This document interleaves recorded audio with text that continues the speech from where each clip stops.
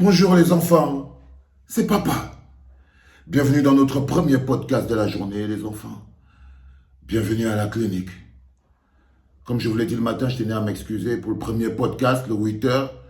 Très épuisé mentalement. Vous savez, ça prend beaucoup d'énergie faire ce travail. Ça prend énormément de l'énergie.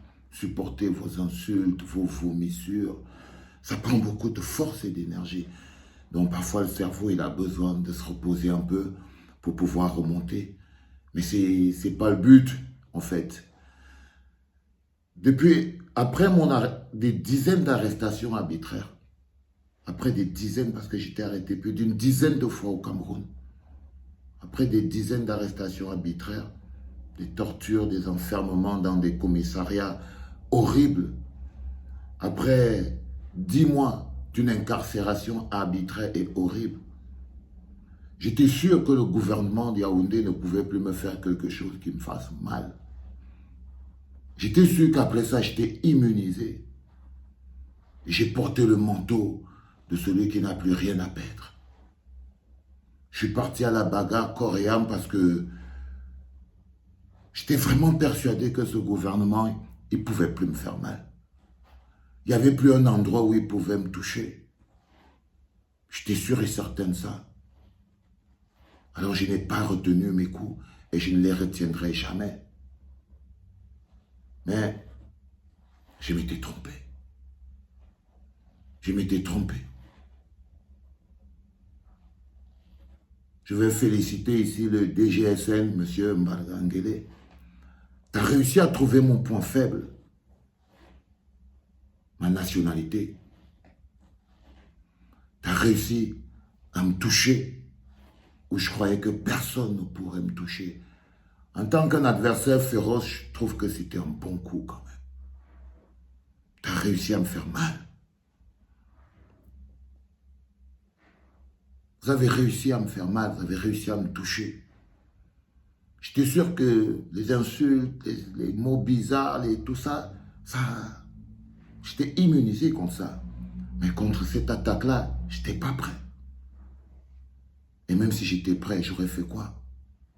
Vous avez décidé d'utiliser nos institutions qu'on vous a confiées pour sanctionner. Ce n'est pas différent d'utiliser la DGRE pour assassiner Martinez Zogo. Vous avez décidé, M. Mbargangele, d'utiliser le pouvoir du délégué général à la Sûreté nationale pour me retirer ma nationalité camerounaise en m'interdisant que me soit renouvelé mon passeport. Comme quoi les enfants, ils ont réussi à faire de moi un apatride. Ils ont réussi à m'enlever ce que j'ai de plus cher. Ils ont réussi à toucher ce que j'avais de fondamental. Ma nationalité, mon pays, mon appartenance à ma terre. Ça m'a épuisé. C'est vraiment un coup sous la ceinture, genre, t'es avec le gars, Tyson, tac, tu sais pas. Après, le gars, il va vers le bas, après, il t'envoie un truc en bas, quoi. Vous savez, les enfants, dans notre gros cheminement vers la liberté, chacun d'entre nous a son rapport avec ce gouvernement. Ceux qui se demandent toujours pourquoi je suis autant acharné, c'est parce que c'est une affaire personnelle. Ce n'est pas seulement une affaire globale, mais c'est aussi une affaire personnelle. Et utiliser les moyens de l'État pour pouvoir régler une affaire personnelle, ça voudrait dire que vous êtes devenu l'État. Donc c'est une affaire personnelle entre vous et moi. Alors ils ont utilisé la puissance, quelque chose contre lequel je ne peux rien. C'est eux qui ont le papier. Quand tu te bats contre quelqu'un comme celui-là, tu ne peux pas éviter ce genre de coup. Tu ne peux pas éviter ce genre de coup. C'était trop facile. Ils avaient qu'à dire, lui, il n'a plus de passeport. Du coup, vous qui me dites tous les jours, viens faire ça ici au Cameroun. Avec le rêve que si j'arrive au Cameroun, on m'arrête, on me met dans la prison, on m'enferme et tout ça. Ceux qui avaient ce rêve, bah, sachez-le que même si je voulais, Même si je voulais, je ne peux pas. Parce que je ne peux même plus bouger, quoi. Je ne peux même plus bouger. C'est un sérieux coup. Quand tu respectes ton adversaire et qu'il te donne ce type de coup, non, tu dois respecter. Tu dois respecter parce que c'est quand même un coup sérieux, les enfants. C'est même le genre de coup qui peuvent donner à quelqu'un un chaos. Si. Parce que là, tu vois, je ne peux plus bouger. Je ne pourrais plus aller nulle part. Je ne pourrais même plus sortir d'un pays. Donc, je ne pourrais plus bosser, rien. Donc, ce n'est pas un petit coup au hasard. Hein. C'est quelque chose qui est très ciblé. Je ne pourrais plus revenir au Cameroun. Et il y a aussi l'autre objectif derrière. C'est d'essayer de m'écarter de l'échéance de 2025. Essayer d'invalider ma voix. Essayer d'invalider ma force. Donc, ils ont même décidé de faire, c'est même un coup de pute, parce que ça, c'est objectif aussi. Me mettre hors jeu. Je vous ai dit, tout ce qui se passe, ne les regardez pas comme ça. Tout ce qui se passe est très lié aux primaires chez les crapules, est très lié à l'alternance et est très lié à cette élection qui se profile pour 2025. Il faut disqualifier le maximum. Et moi, je crois que en m'enlevant mon passeport camerounais, donc de facto, en m'empêchant de jouir de ma citoyenneté, ça veut dire que je ne peux pas, je ne suis pas légalisé pour agir. Ça veut dire que je ne suis pas légalisé pour agir. Donc c'est pour ça que je respecte ce coup-là. Je respecte ce coup-là parce que non seulement il me fait mal, il m'a touché. Bravo. Mais je ne pouvais même pas le bloquer. Mais je ne pouvais même pas le bloquer.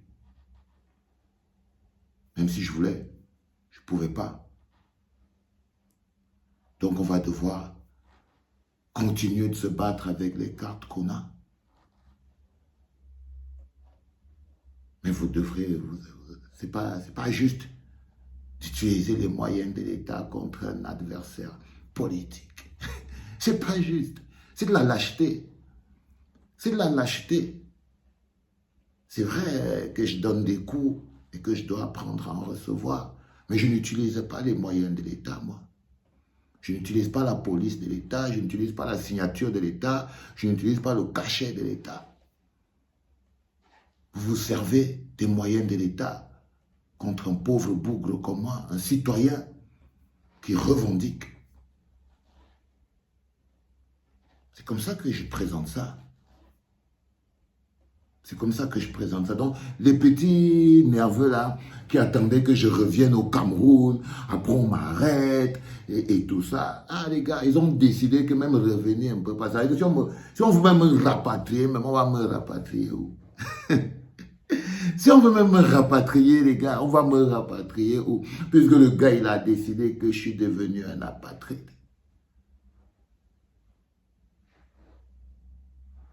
Ouais. Ça m'a... Boum. Même Yoda, il a failli pleurer. C'est-à-dire que quand l'ambassadeur du Cameroun, là, à Rome, là, il m'a dit que non, passeport non établi pour tes turpitudes politiques et tout et tout. Ils étaient surpris, non? Ils étaient surpris. Vous voyez? On paye cher. C'est dans la souffrance qu'on construit un peuple. C'est dans la souffrance que les hommes se construisent. Ayez la chance de souffrir. Ça vous donnera l'opportunité de vous construire.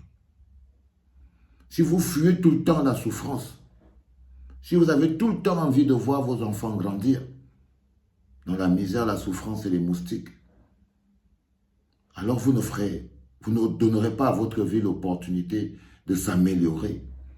Parce que souffrance et difficulté égale opportunité de s'améliorer. Allez les gars, je voulais donc dire à M. Mbargangele que touchez.